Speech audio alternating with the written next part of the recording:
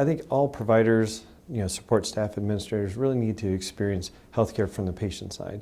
Not necessarily be a patient themselves, but understand the patient experience and how our interactions and how what we do every day affects their life.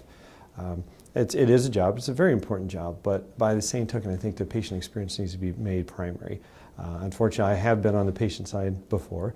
Family members, is on the patient side. And healthcare's experience is completely different from the other side. So I think if we have a better understanding of how the patient experiences their interactions with us, with the hospital systems and the delivery of that healthcare, it would definitely change the way that a lot of people deliver that healthcare. Genesis I chose because of the people. From the first contact I made with the healthcare system when I was interviewing and even now as I work here, it's the people that make the difference. And that's important because we're caring for people.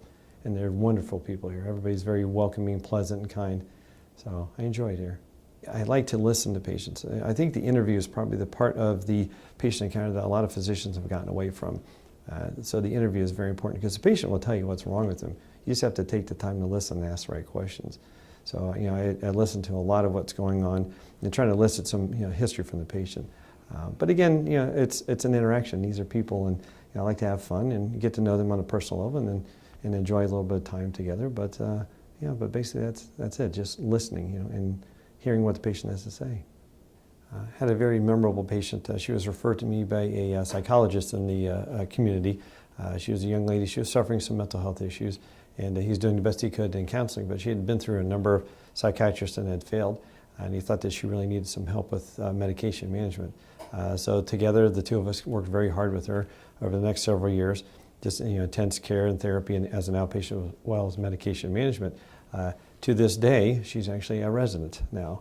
So not only do we get her life back on track, she was able to go back to college, finish college, medical school, and like I said, and now she is a resident and, believe it or not, interested in psychiatry. Yeah, medicine has changed quite a bit since my training days. I think the thing that I enjoy the most, the improvement I enjoy the most, is electronic health records.